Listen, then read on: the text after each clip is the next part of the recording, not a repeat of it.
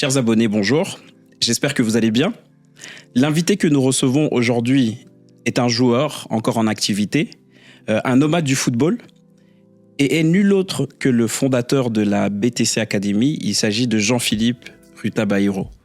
Salut Jean-Philippe, comment tu vas ? C'est très bien, hein? Ça va très bien. Merci de me recevoir aujourd'hui. Excellent. Alors, peux-tu te présenter brièvement ? Jean-Philippe Rutabairo, fondateur de la BTC Academy, comme tu l'as dit, une entreprise de coaching mental, de développement personnel.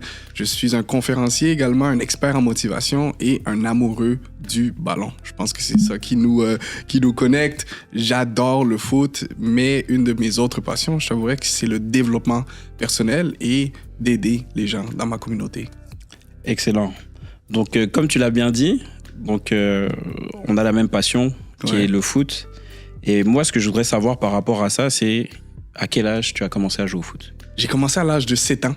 C'est un amour qui m'a été transmis par mon père. C'est un passionné du ballon. Même au jour d'aujourd'hui, il continue à regarder tous les matchs possibles. Et j'ai commencé un peu, à travers tout ça, à développer ce plaisir et ce goût du dépassement à travers ce magnifique sport. Excellent. Donc, tu as commencé dans le club de Beauport. Beauport, oui. Ouais, à l'âge de 7 ans. Où tu restes jusqu'à l'âge de 12 ans. Oui. Moi, maintenant, ce que je voudrais savoir et la question précise que je voudrais te poser par rapport à ça, tu sais, tous les joueurs ont des modèles. Quel était ton modèle ? Ou qui était ton modèle, pour être plus précis ? J'ai grandi avec une grande admiration d'un joueur qui a passé par Montréal également, Didier Drogba. Mm-hmm. Pour moi, c'est encore au jour d'aujourd'hui, une grande inspiration. Et même si je suis un fan fini de Chelsea, la chose qui m'attachait, ou du moins la chose qui m'inspirait chez lui, c'était sa personnalité, son caractère, son leadership. C'était de sentir que c'était un homme qui voulait bien faire. C'était un homme qui voulait utiliser le foot aussi pour avoir un impact sur les gens autour de lui, un impact sur sa communauté, un impact dans son pays. Je pense qu'on l'a vu. Hein? Je sais de quoi tu parles. Tu sais très bien de quoi je parle. Bien sûr. C'est d'utiliser le foot comme un véhicule, comme un levier de changement, de transformation. Mm-hmm. Et à un jeune âge, j'ai compris l'impact que le foot pouvait avoir et d'avoir un modèle comme ça qui l'utilisait de manière positive. C'était admiratif. Non, c'est sûr que c'est inspirant. Mais on l'a tous vu, hein. Je pense que ce à quoi tu faisais allusion, voilà, c'est après le match de Coupe du Monde en 2006, oui, où ils ont eu l'occasion de se qualifier. Oui. Et où il a supplié, il s'est mis à genoux avec toute l'équipe. À genoux. Et il a supplié en fait la Côte d'Ivoire, le peuple ivoirien en fait, d'arrêter la guerre civile. Voilà. Et le pire, c'est que ça a fonctionné. Et ça a fonctionné. Ça a fonctionné. Si ça avait été notre personnalité, je sais pas si ça aurait eu le même impact. Exactement. Mais Didier Drogba, qui connaissait l'ampleur, qui connaissait son nom, qui connaissait l'impact qu'il pouvait avoir, a décidé d'utiliser sa voix pour une bonne cause. Non, donc, quand tu grandis en voyant ça, je sais pas pour toi, mais c'est quelque chose qui... je pense que si on a des doutes par rapport à l'impact du foot sur le monde entier, ça, c'est la preuve. Et il y a encore beaucoup d'exemples, mais c'est vrai qu'à ce niveau-là, je pense même que au-delà de ce qu'il faisait sur le terrain, je pense que c'est vraiment cet événement-là qui l'a mis sur la map. Vraiment. 100%. Et même encore au jour d'aujourd'hui, il y a un rôle avec plusieurs organismes internationaux qui veulent utiliser son nom, qui veulent utiliser sa voix, qui veulent utiliser le personnage pour pouvoir aider, pour pouvoir avoir un impact, pour pouvoir être un acteur de changement. Donc, chapeau à Drogba s'il nous voit un jour. C'est sûr. On espère qu'il visionne le tout. On va l'inviter un jour. On va l'inviter un jour sur le podcast, ça c'est sûr. Ça serait top. Ça c'est sûr. Mais pour passer à la question suivante, d'accord. À 16 ans, tu passes avec les Rapides de Chaudière. Oui. Voilà. Moi, maintenant, ce que je voudrais avoir, à ce moment-là, comment est-ce que tu te voyais dans le foot ? Je me voyais... Je sais pas si je me voyais grand, mais je visais gros. J'avais tellement d'ambition. j'avais tellement de rêves, j'avais tellement d'objectifs. Et à l'âge de 15-16 ans, je t'avouerais que j'étais un gars avec énormément d'insécurité. Beaucoup de peur. Je doutais beaucoup. Confiance en soi, pratiquement nulle. Mais paradoxalement, je voyais le foot comme étant potentiellement une porte de sortie ou c'est moins une façon pour moi de grandir, une façon pour moi de toucher à quelque chose qui paraissait un peu inaccessible. Mm-hmm. Donc, je voulais jouer au niveau professionnel. Je voulais jouer en équipe nationale. Je voulais découvrir l'Europe. Je voulais découvrir le monde. Je voulais voyager. Je voulais faire plein de choses. Mais je n'étais pas sûr que j'avais tous les outils à l'intérieur de moi pour y arriver. Mm-hmm. Donc, c'était un peu ça, ma situation à 15, 16, 17 ans, je dirais. D'accord. Alors, moi, maintenant, ce que je voudrais savoir, est-ce que... Parce que quand on a un objectif, on pense toujours aux moyens aussi pour pouvoir y arriver. Maintenant, moi, la question précise que je voudrais te poser par rapport à ça, on va dire que si on fait un retour dans le temps, tu as 16 ans, quels sont les moyens que tu penses pouvoir utiliser pour atteindre ton objectif?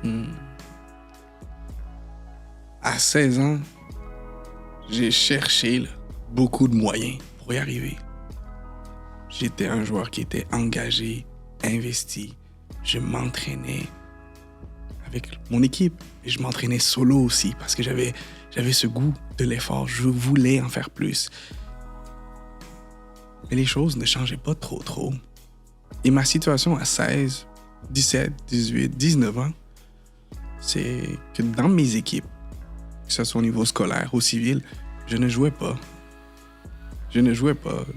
Donc, on se remet dans la peau de ce JP à 16, 17, 18, qui avait déjà beaucoup d'insécurité, beaucoup de doutes, beaucoup de peur, l'estime de soi qui était un peu faible. Et tu pratiques ton sport, la chose dans laquelle j'ai été évidemment valorisé parce que je faisais partie des programmes régionaux, dans les équipes, les meilleures équipes de la région. Et à ce stade-là de ma carrière, de mon processus, je sentais que j'étais un peu au bas de la cave. Il n'y a rien qui se passait comme je le voulais. J'avais des grandes ambitions, mais il y avait un grand écart entre ma réalité et l'endroit où je voulais aller. Et j'essayais, mais je sentais que j'étais un peu impuissant.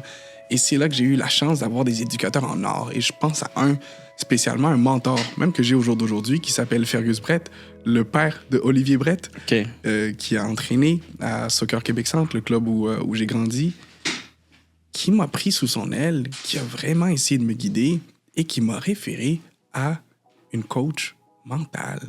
OK. Excellent. Je t'avouerais que ça a été un game changer. Et c'est là que j'ai compris, c'est là que je me suis un peu ouvert à ce type de travail.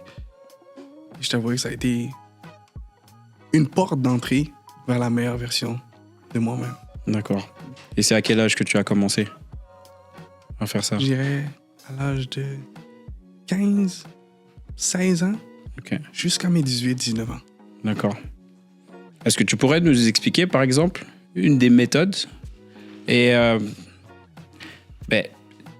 c'est sûr qu'après, j'imagine que chaque coach mental a sa façon de travailler. Oui. D'accord. Mais quelles sont les choses qui ont fonctionné avec toi? C'était de me sentir écouté, de me sentir compris, de me sentir guidé.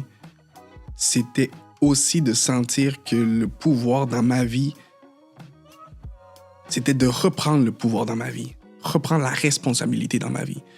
C'est que dans ces années-là, 16, 17, 18, 19 ans, où je ne jouais pas, et peut-être que c'est la situation que plusieurs des jeunes qui vont écouter cet épisode ont déjà vécu, vivent présentement ou vont vivre. Parce que le monde du foot, la vie, c'est pas Walt Disney. C'est pas rose à tous les jours. Il y a de l'adversité, il y a des obstacles. Mais dans ces obstacles-là, dans ces moments où c'est difficile, quand il y a de l'adversité, comment tu réagis? Tu réagis avec les outils que tu as. Tu fais du mieux que tu peux, mais avec les outils que tu as également. Et avec ces séances que j'ai eues, avec ce suivi professionnel que j'ai eu, j'ai vraiment pu identifier où étaient les axes de progression que j'avais en tant que joueur de foot, mais aussi en tant que personne. J'ai pu identifier où étaient mes forces. On parle d'estime de soi. Estime de soi égale connaissance de soi. Qui es-tu? T'es bon dans quoi? T'es capable de faire quoi? T'es bon? T'as du succès dans quelle sphère de ta vie? Quand tu réagis, comment? Donc, c'est être capable de se poser des questions et d'avoir le courage de regarder les réponses pour de vrai aussi. Et ça, je pense qu'avoir une personne, avoir un coach mental comme ça a été quelque chose qui a changé complètement ma vie parce que là, c'est comme s'il y avait de la lumière au niveau de ma conscience, il y avait de la lumière au niveau de ma personne qui faisait en sorte que, wow, là, j'étais plus la victime des événements dans ma vie, j'étais plus la victime des circonstances, je devenais l'acteur principal, l'auteur de mon histoire. Et dans mon histoire, je pose les actions, je prends les décisions et c'est ma responsabilité. Une chose que je répète à tous les athlètes que j'accompagne, c'est tes objectifs, tes rêves, ton potentiel, ta valeur égale ta responsabilité. Si tout se passe bien, ça va être en grande partie à cause de toi. Et si tout se passe mal, ça va pas être le temps de blâmer le coach, le parent, l'arbitre, le terrain, les mille et une choses qu'on peut blâmer. Ça va être ta responsabilité aussi. Et j'entends ce message-là, ou du moins je le comprends à 15, 16, 17 ans, dans les moments les plus difficiles de ma jeune vie. J'étais pas... de ma jeune carrière. Et là, j'ai compris. Et je suis un gars que quand je comprends quelque chose, je l'applique et je l'applique à 2000%. Et je pense que le reste de l'histoire va témoigner un peu de ces belles années formatrices qui étaient un peu difficiles, mais formatrices et très enrichissantes. Excellent. Excellent. Donc, à 18 ans, tu passes au Cégep Garneau. Oui.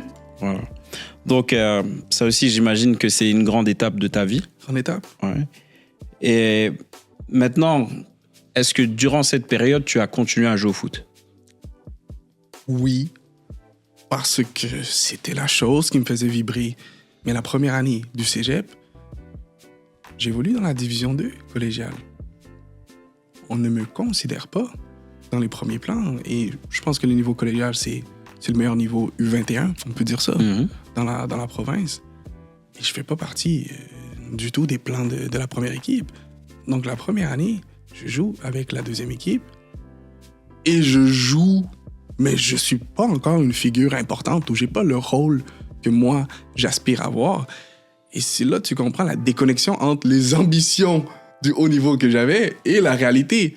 Encore à l'âge de 18, 19 ans que je faisais face. Et je pense peut-être aussi qu'il y a la partie où on se compare. On regarde Kylian Mbappé, on regarde les Messi, on regarde les Neymar qui font des débuts à 16, 17, 18 ans. Tu te dis, bon, si t'as 18 ans, t'es au Québec et tu ne joues pas, t'es loin. Il y a du travail. Il y a du travail. Alors, c'était des situations, une situation qui me causait un profond mal-être. Mais, parallèlement, je continue à travailler sur moi. Je continue à me développer en tant que personne avec le coaching mental. Et je pense que les années suivantes ont donné raison à ce travail dans la douleur que je vivais. D'accord. Mais maintenant, pour revenir justement, parce que toi, dans ton cas, c'est le coaching mental qui t'a... en tout cas, à entendre ton témoignage, c'est vraiment le coaching mental qui t'a aidé. Oui. Mais maintenant, dans cette situation précise, donc, qu'est-ce qui a fait, par exemple, que tu es passé de la D2 à la D1? Si tu pouvais me donner un exemple concret, en fait, de choses, on va dire, d'actions, en fait, que tu as mises en place avec ce ou cette coach? Cette coach. Cette coach, ouais. Voilà, avec cette coach.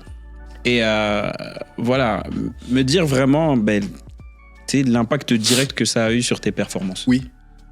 Dans ces prises de conscience-là, j'ai compris que si je voulais atteindre un objectif, j'avais une cible, je voulais atteindre quelque chose, je me devais c'était ma responsabilité d'absolument tout donner.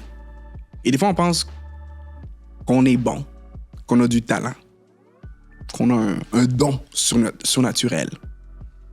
On pense que c'est assez. Ce ne l'est pas. C'est ça que j'ai compris. Tu joues dans le 3A, dans l'époque. J'étais le capitaine en U15. Je suis bon, je suis beau, je suis cool. Les années avancent et je me rends compte que peut-être que je suis pas à l'endroit où je pense être. Ton talent n'est pas assez. Maintenant, tu dois trouver quelque chose. Excuse-moi, ça, il faut que les auditeurs l'entendent. Ah, il faut le répéter! Tu peux répéter cette phrase? Le talent n'est pas assez. La phrase que j'adore répéter, quand le talent rencontre le talent ne fait pas la différence. Quand le talent rencontre le talent ne fait pas la différence. Tu as coaché plusieurs joueurs, des joueurs exceptionnels. Quand il y a beaucoup de joueurs talentueux ensemble, est-ce que c'est juste ça que tu remarques? Ou est-ce que tu remarques plutôt... Je te laisse. Qu'est-ce que tu remarques en tant qu'entraîneur? Ben, c'est très simple. Ben, moi, déjà, ce que je remarque, c'est le caractère. Voilà. Déjà. Le caractère, la résilience. Oui. Qu'est-ce que je veux dire par résilience? C'est-à-dire, si tu perds le ballon, est-ce que tu vas avoir le réflexe? Quand je dis bien le réflexe, c'est que tu vas même pas te poser de questions. Tu as perdu le ballon. Oui. Est-ce que tu vas faire le nécessaire, tu vois, pour pouvoir le récupérer? Oui. Voilà. Parce que, regarde, un joueur déjà qui a la bonne mentalité, c'est un joueur qui, oui, sait qu'individuellement, il peut apporter quelque chose à l'équipe, mais il sait qu'il a une responsabilité collective aussi envers ses coéquipiers. Donc, si tu as perdu le ballon, il faut que tu fasses le travail parce que tu sais que c'est dans le bien du collectif de le faire. Absolument. Et après, si collectivement, tu mets l'équipe en lumière, toi aussi, en tant qu'individu, tu vas être en lumière. Donc, pour moi, l'un ne va pas sans l'autre. Absolument. Est-ce que tu me dis, on parle pas de 4-3-3 ou de 4-4-2? Non. On se parle de qui tu es en tant que personne, ton approche, ta mentalité, ta personnalité. C'est du développement personnel. C'est des habiletés mentales. Et là, je me dis, wow, JP, peut-être que ton talent en ce moment est pas assez, mais tu vas faire en sorte que tout le reste va combler tout ça.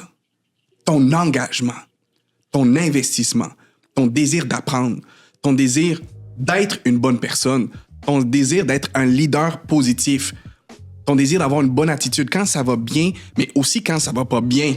Tu viens de le dire. Tu as un temps fort dans le match. Moi, je suis un bon joueur, je suis technique, j'aime garder la balle, 1-2. Quand tu perds 3-0 après 15 minutes, comment tu réagis?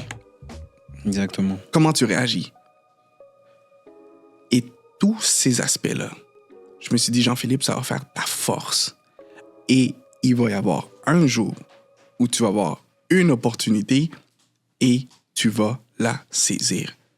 J'ai commencé à me raconter cette histoire-là en boucle, en boucle, en boucle. Et la différence que ça l'a fait, c'est que j'arrivais durant la semaine d'entraînement et tu as jamais vu un gars travailler comme moi. Je me souviens d'un exemple. Je jouais toujours pas, donc c'était ça un peu qui était drôle. Et j'avais mes meilleurs potes qui jouaient, qui avaient des rôles importants dans l'équipe. Mais j'arrivais à l'entraînement, il y avait un switch. J'avais des intentions claires par rapport à l'entraînement. Je savais exactement sur quoi je voulais travailler. Et je savais que mon énergie devait être à 2000%. Et je me souviens une bonne séance où l'entraîneur a arrêté un exercice de possession qu'on faisait parce que ça faisait 2-3 fois que j'allais un peu trop fort sur les duels. Et j'allais trop fort sur les duels avec notre numéro 10, notre joueur étoile.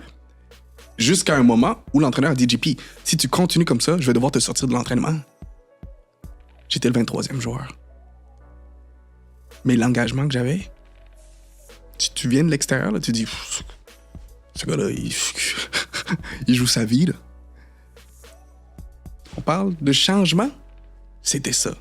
Je savais pas comment ça allait se matérialiser ou se manifester dans un futur, mais dans mon quotidien, dans mon approche par rapport à mes entraînements, par rapport à tout ce qui se faisait à côté aussi. Ma nutrition, ma récupération. Je voulais être un joueur de foot professionnel. J'avais ces aspirations-là. Je voulais jouer en équipe nationale. Je voulais le devenir à tous les jours. BTC Academy, ça veut dire ça. Be the change. Tu veux voir un changement dans ta vie? Sois-le. Dans le foot, mais dans tout aussi.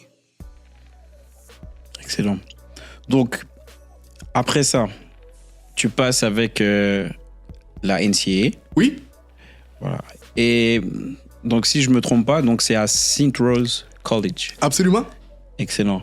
Et donc, moi, ce que je voudrais savoir, combien de temps tu as passé au sein de ce college? J'ai passé 3 ans. Mais je pense que la petite histoire avec ça, c'est que ça m'a pris... J'ai fait 3 ans à l'école, mais ça m'a pris 3 ans aussi de trouver une école qui allait m'accepter. OK.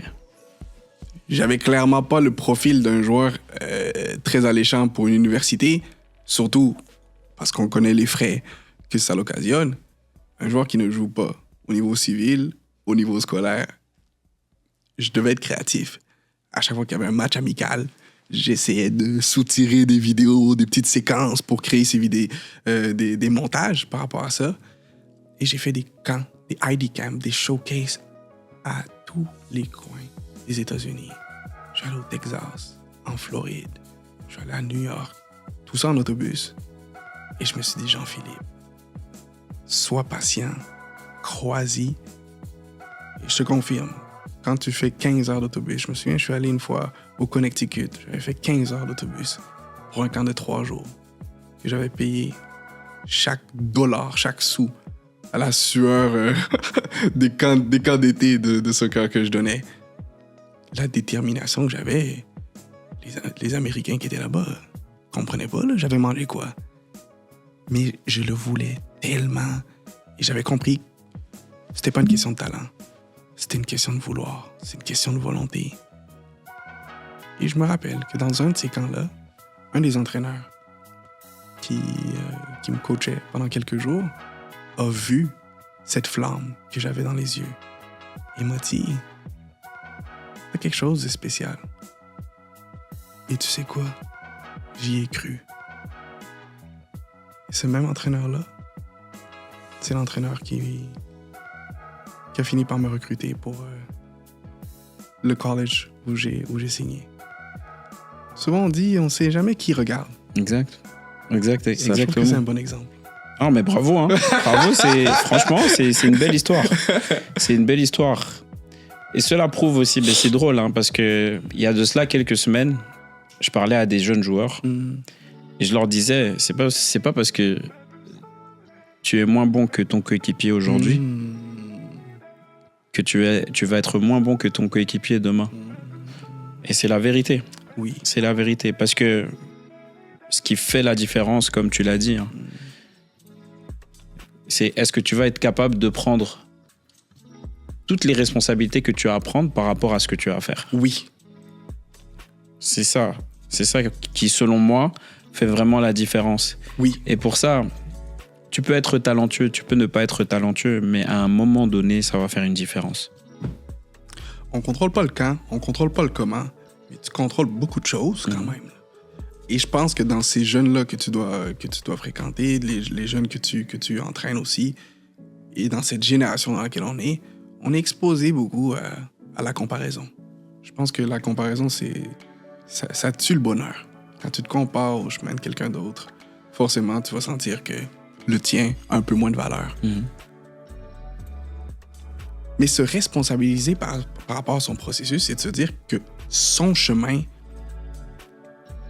est unique. Mon chemin est unique. Mon histoire est unique. Ce que j'écris, c'est spécial et ça m'appartient. C'est que si mon coéquipier, comme tu l'as dit, est meilleur que moi, est sélectionné en PLGQ, au PIP, est au CF Montréal, va en Europe, à 16 ans, c'est son histoire. Peut-être que la mienne est différente. Peut-être que moi, ça va être un peu plus tard. Peut-être que moi, ça va être à 18, 19, 20 ans. J'ai vu des invités que tu as invités qui ont passé par le podcast. Il y a beaucoup de late bloomers. Exactly. Il y a beaucoup de joueurs qui se sont développés un peu plus tard. Moïse Bombito, c'est un bel exemple pour la jeunesse. Exact. Croire à son processus, croire à son histoire et croire en sa responsabilité. Ça peut faire une différence. Mais justement, tu m'as déjà devancé. Tu m'as devancé. Mais par contre, peut-être avant de parler de ça, ce que je voudrais préciser aussi, c'est que tu es passé par la NCAA. Oui. Mais tu as aussi brillamment en fait réussi tes études là-bas parce que tu es sorti de là-bas avec un bac en mathématiques. Oui. Donc ça, c'est à souligner aussi quand même. Ouais. C'est à souligner quand même. Et maintenant,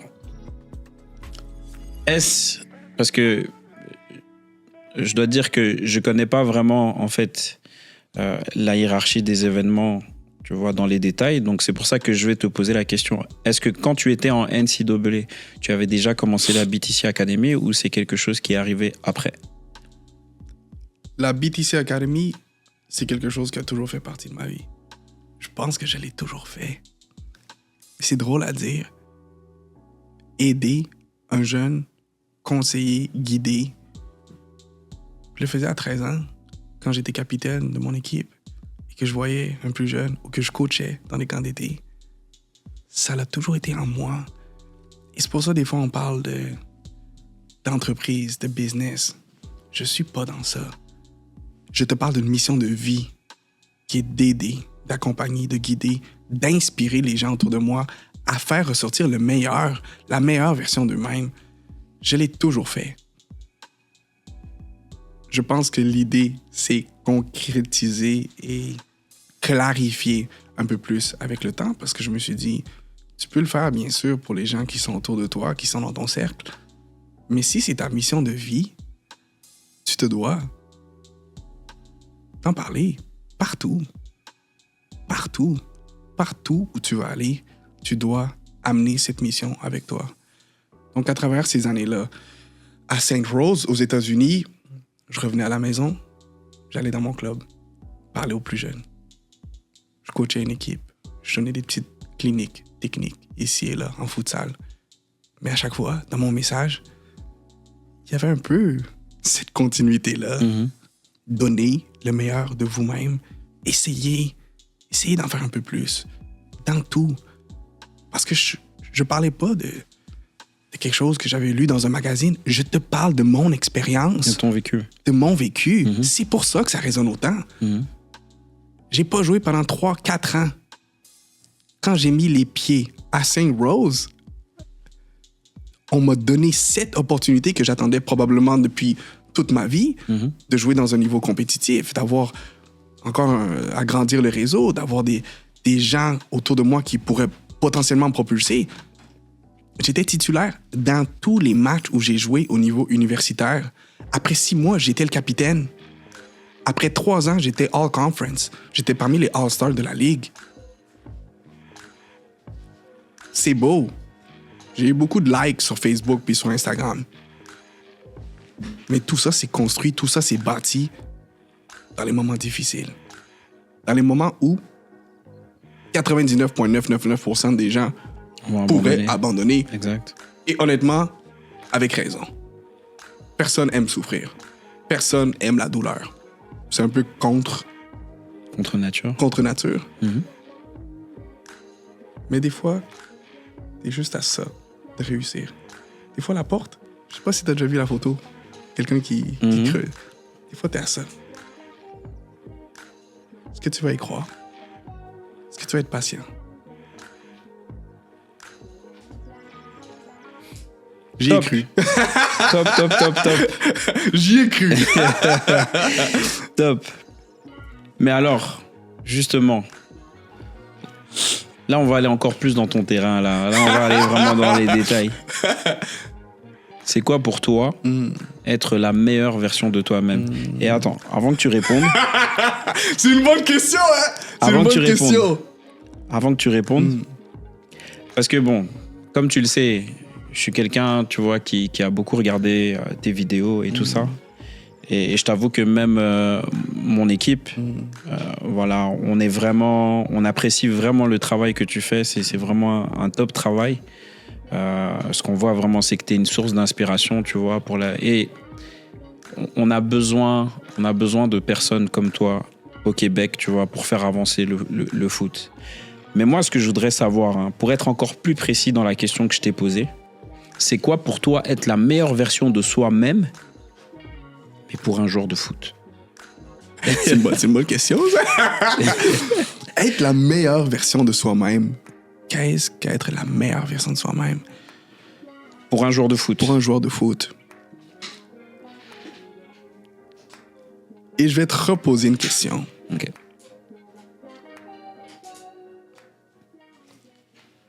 Est-ce qu'un joueur de foot est uniquement un joueur de foot? Non.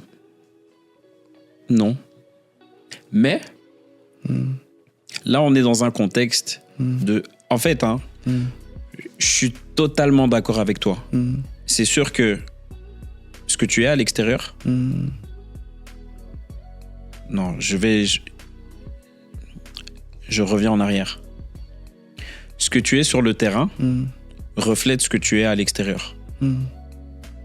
Moi, pour moi, les deux vont ensemble. Si tu es une personne qui est déterminée dans la vie, tu vas être une personne déterminée sur le terrain. Mais maintenant, moi, ce que je voudrais savoir, parce que tu le sais, la plupart des jeunes qui nous regardent, oui, ou du moins nos auditeurs, oui, ce sont des amateurs de foot. Oui. Voilà. Et je sais aussi que tu as accompagné et tu continues à accompagner beaucoup de joueurs de foot. Ouais. Donc moi, maintenant, ce que je voudrais savoir, c'est... Et libre à toi de me donner ta définition, tu vois, comme tu le veux, il n'y a pas de problème. Oui. Mais un joueur de foot qui regarde là, oui, qu'est-ce que tu vas lui conseiller pour qu'il devienne la meilleure version de lui-même sur le terrain? La mentalité BTC. Être la meilleure version de soi-même dans tous les aspects de ta vie pour atteindre tes objectifs. Ça veut dire désir d'apprendre, volonté d'être engagé, investi, motivé à 2000%, volonté d'être une meilleure personne, volonté d'aider les gens, volonté d'être un leader positif, d'avoir une bonne attitude. C'est beaucoup de choses que tu peux faire. Beaucoup de choses qui sont dans ton contrôle. C'est beaucoup de décisions. Et souvent, on se dit, je me sens pas prêt à prendre cette décision-là. Pour moi, être prêt, c'est pas un feeling. C'est une décision. Quand tu décides d'être prêt, tu le deviens. Ça veut dire que si tu veux vraiment faire de grandes choses, sois-le, mais à tous les jours et dans tout. En tant que joueur de foot, t'es au terrain. Pourquoi t'es sur le terrain? Pourquoi tu t'entraînes? J'étudie la motivation. J'ai fait mon projet final de maîtrise sur le développement de la motivation sur les jeunes joueurs de soccer élite. L'idée, c'était de savoir qu'est-ce qui faisait en sorte qu'un athlète avec un potentiel X, un potentiel avec le même genre de talent, qu'est-ce qui faisait en sorte qu'un puisse atteindre le niveau professionnel, l'élite est épanouie et que l'autre arrête, quitte, abandonne. Le plus grand facteur, c'est la motivation intrinsèque. À l'âge de 15 ans, les athlètes qui ont une motivation dans la partie supérieure ont jusqu'à 10 fois plus de chances d'atteindre le niveau élite à l'âge de 19 ans dans les académies professionnelles. Est-ce qu'on peut s'inspirer de ça, même dans le monde amateur? Absolument. Mais la motivation, c'est qu'est-ce qui te drive, qu'est-ce qui te pousse à faire quelque chose. Tu vas au terrain, pourquoi tu le fais? Tu es un entraîneur. Rapidement, tu sais qui sont les touristes et qui ne le sont pas. Rapidement, tu sais qui a une énergie, une intensité, une volonté et qui ne l'a pas. Mais ça, c'est un travail. Ça n'a rien à voir avec la technique. Ça n'a rien à voir avec la tactique. Ça n'a rien à voir avec le physique. C'est du travail sur toi. Tu t'assois à la maison, tu prends un journal, tu as un stylo et tu écris. Je veux faire quoi? Mon désir, là, la flamme à l'intérieur, ce carburant-là, ça va venir de quoi? Et si cette flamme-là est assez forte, ça peut t'amener loin. ça peut t'amener loin. Ça peut te permettre de vivre des choses extraordinaires si tu trouves cette flamme-là. Si tu l'as pas, je t'invite à la trouver ailleurs. Et c'est correct. Et cette flamme, elle peut être dans différents aspects de ta vie. J'adore le foot. Je suis un amoureux du foot. Mais j'aime aussi écrire. J'adore la poésie. J'adore communiquer. Je fais des conférences. J'en ai fait un peu partout là, au cours des années, partout à travers la province. Ça doit venir te chercher. Et quand ça vient te chercher, il va y avoir des résultats. Encore une fois, on ne sait pas quand, on ne sait pas comment, mais il va y en avoir. Et en plus, à travers tout ça, tu peux avoir beaucoup de plaisir. On prend un joueur de foot, je vois ça comme ça. C'est une approche 360. Tu dois savoir pourquoi tu fais quelque chose. Tu le fais pour de vrai, mais tu le fais dans tout. Dans tout. Parce que tu l'as dit, qui tu es en tant que personne, qui tu es sur le terrain de foot, je pense pas que c'est tant différent. Il y a beaucoup de connexions. Et quand j'accompagne un joueur, c'est une des prises de conscience. 90e minute. Il pleut. Tu joues contre CS Saint-Laurent. C'est compliqué. Il y a ton ailier. T'es défenseur latéral. Il y a ton ailier qui fait une course. T'es un peu fatigué. Tu portes pas attention. Il part dans ton dos. Il reçoit le ballon, il marque. Est-ce que t'étais concentré? Est-ce que t'as pris la responsabilité de ton joueur? Est-ce que t'as été discipliné jusqu'à la dernière minute? C'est la 90e. T'as la raison d'être fatigué. Tout le monde est fatigué. Est-ce que t'as eu cette attention-là aux détails? On parle du niveau professionnel, on parle de l'élite, on parle des meilleurs joueurs de ce monde. C'est des détails. L'endroit où tu passes le ballon, est-ce que tu le passes sur son pied droit, sur son pied gauche? La pression vient d'où? C'est quoi l'orientation? Tes épaules, ta première touche, la prise d'information. C'est des détails. C'est des détails. Mais ce détail que tu dois avoir sur le terrain, c'est le même détail que tu dois avoir dans chaque aspect de ta vie. Est-ce que tu fais ton lit le matin? Est-ce que tu arrives à l'heure quand tu as un rendez-vous? Est-ce que tu dis merci? Est-ce que tu dis s'il vous plaît? Est-ce que tu aides une personne dans le besoin? Est-ce que tu t'aides toi-même? Est-ce que tu demandes de l'aide? Est-ce que tu reconnais parfois que tu as fait une faute? Tu as fait une erreur? Est-ce que tu t'excuses? C'est pas du 4-3-3, c'est pas du 4-4-2, mais tout est connecté. Quand je parle d'une approche, et l'approche BTC, c'est vraiment ça. C'est une approche qui est holistique, qui est connectée avec le foot, mais qui est connectée aussi avec qui on est en tant qu'être humain. Et ça, je pense que c'est puissant. C'est très puissant. Mais je pense que il n'y a pas besoin de rajouter quelque chose au niveau de ta définition. Hein. C'est clair. Non, mais bravo. Alors, là, maintenant, je voudrais revenir à un petit fait. Mais en fait, c'est pas un petit fait. C'est pas un petit fait, mais disons qu'à un moment donné, en fait, tu as fait un entraînement. Oui. Avec le Columbus Crew. Oui. Et ça, c'était en sortant de... Oui, de St. Rose. Voilà, de St. Rose. Est-ce que tu peux nous donner un peu plus de détails par rapport à ça? Et là, je veux dire parce que, pour la petite question, Columbus Crew est actuellement le club d'un ancien coach qui est passé par ici, à savoir Wilfried Nancy. Bien sûr. Donc, j'imagine qu'à ce moment-là, c'était pas lui qui était le coach, mais... À ce moment-là, c'était Greg Berhalter qui a entraîné la sélection nationale américaine quelques semaines après l'entraînement, là où j'avais été invité. Après cette dernière saison collégiale, il y a toujours les équipes MLS qui recrutent dans le système universitaire. Il y a des showcases, il y a des combines. Il y a plusieurs activités là, pour les joueurs qui sont en voie de graduer. Tout au long de ce processus-là, de ce parcours universitaire, la chose que j'avais compris, c'est que tu pouvais avoir des bonnes performances sur le terrain, tu pouvais être un bon joueur, mais si personne te connaît, rien va bouger. Une partie du foot, une grande partie du foot, c'est ça. C'est du relationnel. quelqu'un qui t'ouvre la porte au bon moment, quelqu'un qui te donne un coup de main, quelqu'un qui croit en toi, mais c'est une personne. Tu peux rien faire tout seul. Je suis convaincu. T'as vu des vrais joueurs au parc dans un five. Des joueurs, tu dis, trop fort. Est-ce que t'en as en tête? Bien sûr. Plusieurs. Tu te dis, ce gars-là, pourquoi il est meilleur que... On va comprendre. Le foot, oui, il y a une grande partie de contact, de relationnel. Une plateforme que j'ai appris à me familiariser au fil des années, c'est la plateforme LinkedIn. Un bijou, une mine d'or. Parce que ça te permet, un peu comme Facebook, un peu comme plein d'autres réseaux, de connecter avec des gens, des acteurs du milieu du foot pour potentiellement créer des relations qui potentiellement peuvent t'ouvrir des opportunités. Et au courant de ces années universitaires, j'ai commencé progressivement à bâtir ce réseau.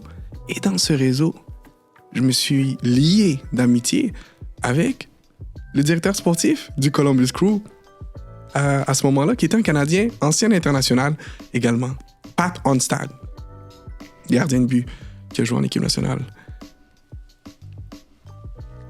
On discute, j'envoie mes vidéos, on discute, on continue, je partage un peu les faits marquants de mes saisons et on établit cette connexion-là. À la fin de mon parcours universitaire, il me dit, Jean-Philippe, je trouve intéressant. On organise un combine avec une vingtaine de joueurs qu'on a recrutés de toutes les universités au pays. Et je pense que tu as ta place. Rappelle-toi, j'étais dans une école de NCAA Division 2, petite école dans l'État de New York. Et j'avoue qu'on n'a pas eu tellement de succès. Personnellement, ça a été enrichissant. Il n'y a pas juste les victoires qui comptent, mais on était loin d'être une puissance au pays.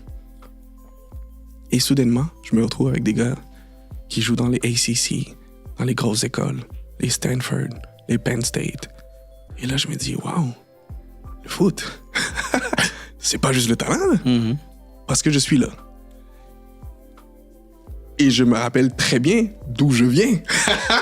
Je sais très bien qu'à 16, 17, 18, T'étais nulle part. J'étais nulle part. Tu comprends l'énergie? Tu comprends la flamme? Est-ce que tu comprends l'enthousiasme et l'envie que j'avais sur le terrain? Et regarde, j'ai pas signé avec Columbus, mais c'est une expérience extraordinaire et ça l'a encore une fois renforcé cette croyance que j'ai encore au jour d'aujourd'hui, que si tu veux vraiment quelque chose, tu peux trouver une voie. Tu peux avoir 100 non, mais il y a un oui quelque part. Le oui, tu dois être patient. Si tu es assez patient et que tu continues à être la meilleure version de toi-même, à avoir cette mentalité BTC, à un moment, le oui va venir. À un moment. Est-ce que tu es prêt à l'attendre? Ah, c'est ça la question. C'est ça la question. Mais je pense que si tu es suffisamment... Et je vais même utiliser un terme. Si tu es suffisamment habité par ce que tu fais, tu vas attendre. Tu vas attendre parce que... Et d'ailleurs, j'ai reçu Woubens, en fait, qui, pendant qu'il était en train de parler, à un moment donné, parlait de mission. Quand tu es en mission, tu vas faire les efforts. Tu vas faire tout ce que ton objectif te demande de faire pour pouvoir y arriver. Donc, pour répondre à ta question, moi, je te dis oui. Ça fait du sens. Oui. Mais bien sûr. Je pense que pour les jeunes qui regardent, il y a quelque chose dans tout ça. Peu importe la saison dans laquelle tu es, est-ce que tu y crois vraiment à ton objectif? Est-ce que tu te donnes les moyens d'y arriver? Est-ce que tu es engagé à 2000% dans ce que tu fais. Et la prise de conscience aussi, c'est de se dire, pour avoir quelque chose que j'ai jamais eu, peut-être que je dois être prêt à faire des choses que j'ai jamais fait aussi. Il y a des jeunes qui me disent, JP, moi, le travail mental, j'en ai pas besoin. Tout se passe bien pour moi. Parfait. Tu te vois où dans 5 ans? Mm-hmm. Est-ce qu'aujourd'hui, tu as tous les outils à l'intérieur de toi qui te permettraient d'être à l'endroit où tu veux être dans 5 ans? Est-ce que je peux me dire, là, je suis arrivé, là, je suis confortable? Être la meilleure version de soi-même, c'est ça aussi, c'est de se remettre en question et de se dire, qu'est-ce que la version future de moi-même me remercierait de faire aujourd'hui? Je sais très bien que la version future de JP, dans 10 ans, elle me remercierait d'être ici à parler à un autre passionné de foot, de développement personnel, de parler de ma mission. C'est pour ça que je suis ici. On se parle de motivation, c'est ça qui m'habite, c'est ça ma flamme. Mais je pourrais dire aussi, j'accompagne déjà un paquet d'athlètes, j'accompagne déjà des pros. J'ai déjà vécu pas mal d'expériences cool dans le foot. J'ai pas besoin de rien faire. Je continue à poster sur Instagram. C'est assez. J'ai pris un vol il y a 3 jours pour venir à Montréal. Je t'ai appelé. On s'est parlé. Déjà depuis 2 semaines. Ce moment-là, je le voulais. J'ai vu qu'est-ce que NPG faisait. J'ai vu votre engagement. J'ai vu que vous vouliez être des acteurs de changement dans la communauté. Je me suis dit, dans 10 ans, tu veux être dans une communauté avec des gars comme ça. Je pense pas qu'on peut être confortable. On parle souvent de la zone de confort. C'est jamais rien passé de beau dans ma vie quand j'étais en mode chill, relax, cool. Mm-hmm. Est-ce que toi, dans ta zone de confort, c'est là que tu trouves les meilleures idées de ta vie? C'est plutôt le contraire. C'est plutôt le contraire. Moi, j'aurais même tendance à dire si mais les meilleures choses que j'ai accomplies dans ma vie jusqu'à présent, mais c'est parfois quand j'étais au pied du mur. Et tu l'as bien dit. Parce que c'est pas quand tout va bien, tu vois, que forcément tu vas réaliser ce qu'il te faut, en fait, pour pouvoir atteindre tes objectifs.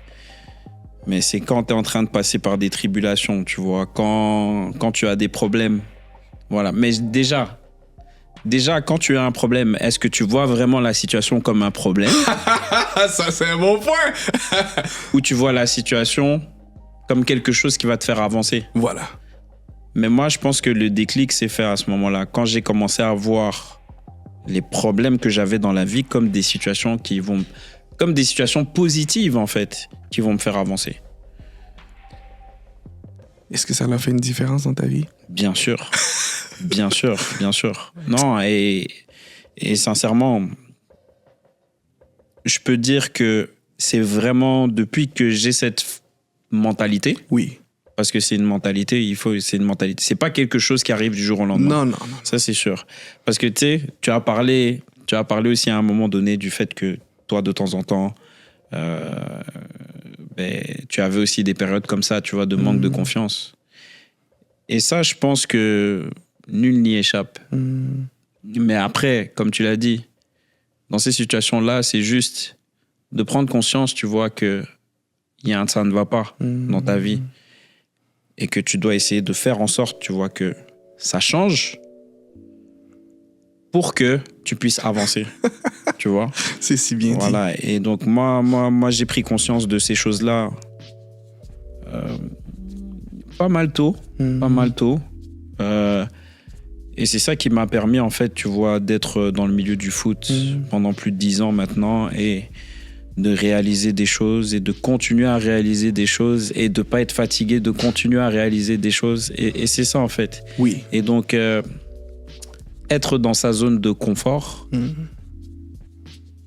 moi, je trouve ça inconfortable. C'est bien dit. C'est Vraiment. bien dit. Et t'es un entraîneur. T'as beaucoup d'expérience. Et je sens qu'une partie de l'audience, ça va être des athlètes où le message, là, on est en plein dans la zone qu'on vise. Mais en tant qu'entraîneur, c'est quoi ta mission? C'est la question que tu me poses? Je dois réfléchir avant de donner une bonne réponse. Mais moi, ça a toujours été de faire une différence. Faire une différence, en fait, dans la vie des joueurs que j'entraîne. Faire en sorte, en fait, qu'ils deviennent les meilleurs humains possibles. Faire en sorte qu'ils deviennent acteurs de leur vie. Faire en sorte aussi qu'ils fassent une différence, d'abord dans leur famille. Ensuite, dans leur communauté. Ensuite, dans leur quartier. Dans leur province. Dans leur pays. Et dans le monde. Parce que moi, je suis une personne qui se fixe pas de limites. Et pour moi, c'est important aussi de faire prendre conscience à ces jeunes-là qu'il n'y a pas de limite dans la vie, qu'ils peuvent tout faire. Et quand bien même ils sont dans un environnement où il n'y a rien qui leur montre qu'ils peuvent tout faire,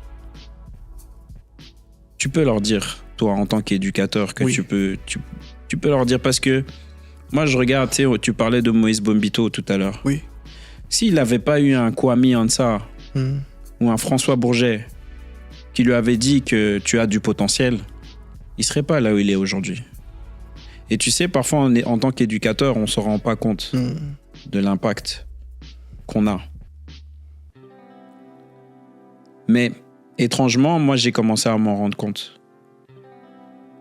Tu sais, je peux même faire un petit témoignage. C'est sûr que c'est toi l'invité. Non, mais je trouve ça extraordinaire parce qu'on parle de valeurs, on parle d'amour du sport, on parle de passion, on parle de dépassement de soi, on parle d'intégrité, on parle de plein de choses qui sont connectées. Et en tant qu'éducateur, je trouve que c'est un message qu'on doit prendre conscience. Tu veux que ton athlète soit épanoui, apprenne, grandisse, se transforme, soit ouvert au changement. Est-ce que toi, tu l'es? La meilleure façon de transmettre quelque chose, c'est d'intégrer ce message-là. Exact.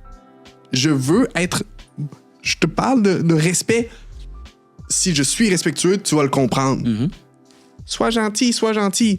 Si je parle de travers à la madame au IGA, c'est pas aligné. Tu veux avoir un impact sur tes jeunes, sur telle valeur, je te parle et je le comprends. Donc, je trouve ça super cohérent et ça fait du sens, là, ce que tu dis. Mais justement, tu sais, pour te donner un petit exemple, il y a de cela 2 ans,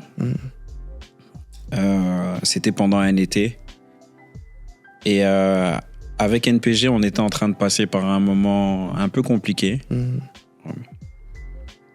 Mais j'ai reçu un message.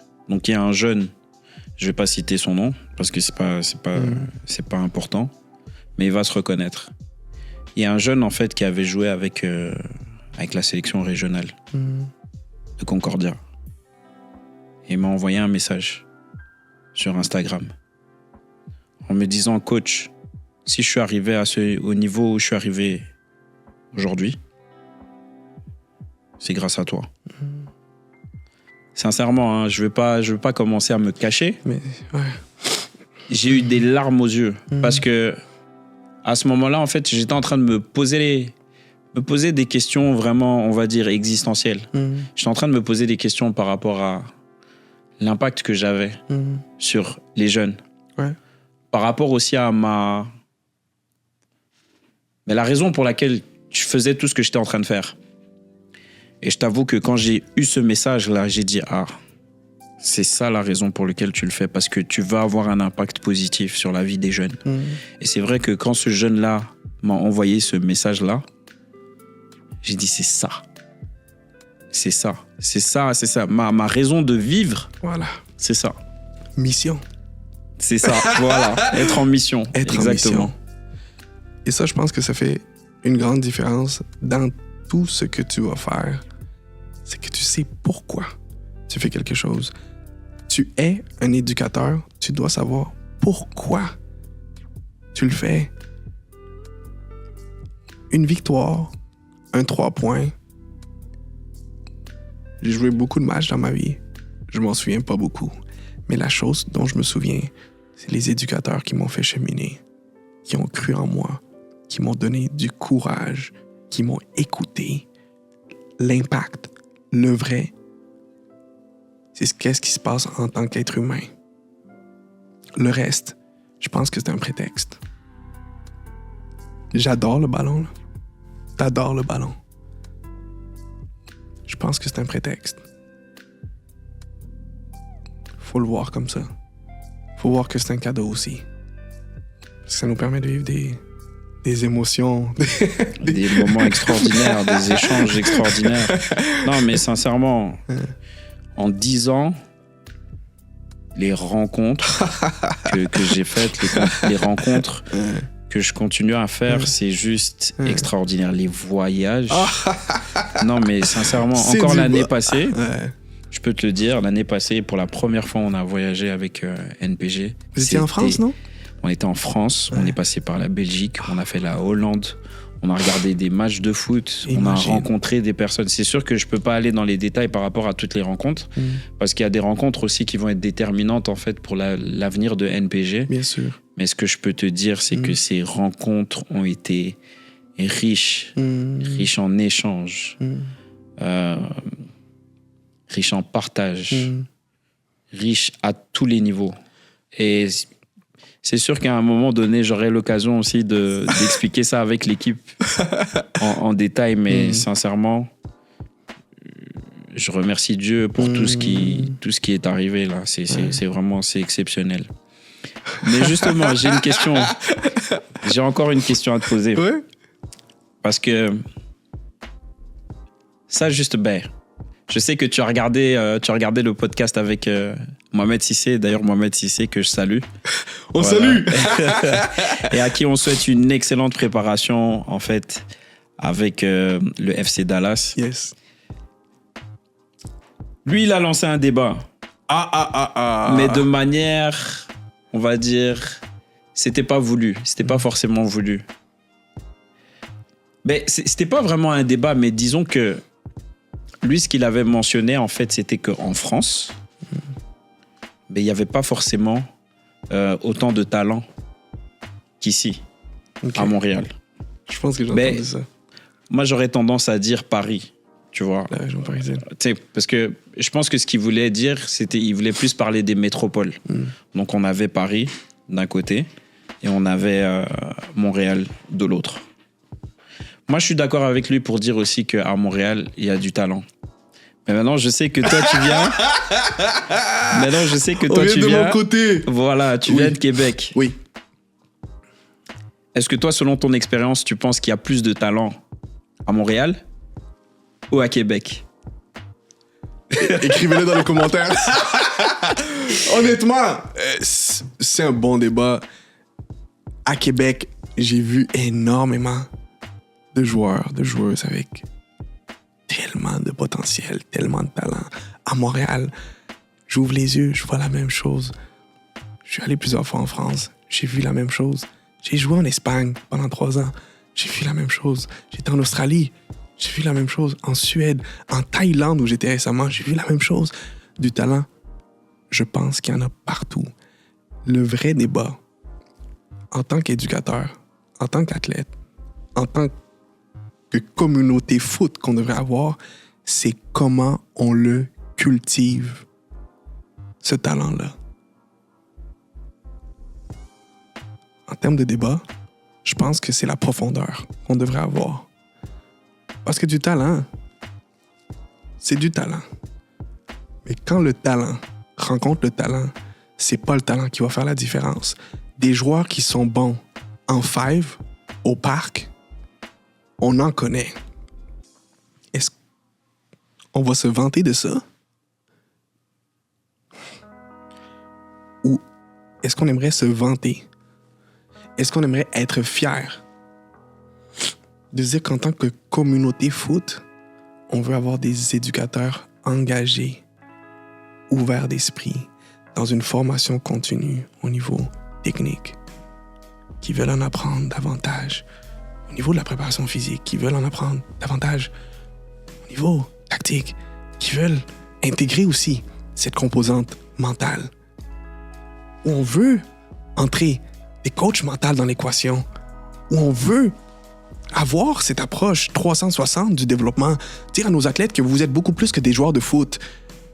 Utilisez ce levier qu'est le sport, qu'est le foot, pour changer la communauté, pour changer le quartier, pour changer des familles, pour changer le monde, comme tu l'as dit. Est-ce qu'on pourrait être fier de ça? Je suis quelqu'un de très optimiste. Je pense qu'il y a tellement de belles choses qu'on fait à Québec, à Montréal, dans l'est du Québec, partout, dans la province, partout au pays. J'ai vu Jesse March qui était à Québec il n'y a pas trop longtemps pour donner une formation. Quel bel exemple de partage. Mais en tant qu'éducateur, en tant que club, dans les sélections, est-ce qu'on veut avoir ce partage-là? Est-ce qu'on veut avoir cet amour-là? Un cœur grand ouvert. Je vois qu'est-ce que NPG fait. J'aime ça. Je te le dis. Je l'exprime. Pourquoi pas collaborer? Je vois quelque chose, un bon coup, d'un jeune qui prend une chance, qui se lance dans du coaching personnel. Je le félicite. Je lui donne la force. Je vois un jeune qui a besoin peut-être d'aide, d'en apprendre davantage sur lui-même, qui a besoin d'un accompagnement au niveau mental. Je sais que JP fait ça avec la BTC Academy. JP, je pense que ce jeune-là peut être intéressant, peut être intéressé, peut être ouvert. Je connais un gars qui veut rejoindre un camp qui vient d'arriver à Montréal. Je pense à NPG parce que je sais qui tu es, pourquoi tu le fais. La collaboration, la communauté. Seul, on peut aller loin. On peut aller vite quelque part, mais ensemble, on va toujours aller plus loin. Ensemble, on va toujours aller plus loin. J'aimerais qu'on ait cette fierté-là en tant que communauté pour ça. Le vrai débat, ça devrait être ça. On veut être fier de quoi? Parce que dans 5 ans, dans 10 ans, dans 15 ans, dans 20 ans, je sais qu'on en a déjà parlé, mais mon souhait, mon rêve, ça serait que la communauté foot au Québec, au Canada, soit des années-lumière que qu'est-ce que ça l'est aujourd'hui. Mais ça commence aujourd'hui avec des acteurs de changement. Des gars comme toi, des gars comme moi, des gars comme plein d'entraîneurs extraordinaires, des filles, des entraîneurs qui sont tellement passionnés, tellement motivés, qui veulent tellement bien faire. Mais ça se fait en communauté. J'aimerais être fier de ça. Je pense qu'on peut déjà être fier, mais c'est dans mon cœur. Excellent, excellent. Ben, je pense que ça va être le mot de la fin. Ben, en tout cas, franchement, merci. Merci pour cet échange. Et je suis persuadé que cet échange, en fait, va beaucoup toucher la communauté, beaucoup toucher, en fait, les joueurs de foot. Et encore une fois, Jean-Philippe, merci pour ta présence. C'est un grand plaisir. J'aimerais te remercier, te témoigner toute la gratitude que j'ai pour ce beau moment. Je disais tout à l'heure, la version future de JP, la version future de Galens. Je pense que ces versions-là vont être fiers de cette belle conversation que les jeunes, que les éducateurs vont pouvoir écouter. Et je sens que c'est vraiment ça, la mission de vie que j'ai, la mission de la BTC Academy. C'est d'accompagner, c'est de guider, c'est d'inspirer. Un gars comme toi, les filles qui vont nous écouter, à être la meilleure version de soi-même dans tous les aspects de sa vie pour atteindre nos objectifs. Mais je pense surtout là, pour vivre une vie qui nous comble réellement et être heureux. Parce que ça, je pense qu'on le mérite. Excellent, excellent. Mais en tout cas, je te souhaite beaucoup de bonnes choses dans les futurs projets que tu as. Et voilà, c'est sûr que nous, de toute façon, on va rester en contact quoi qu'il arrive. Absolument. Voilà. NPG, BTC, on est ensemble. Exactement. Donc, chers abonnés, merci encore pour votre soutien. Et de toute façon, vous le savez, restez connectés et surtout, restez forts. À bientôt.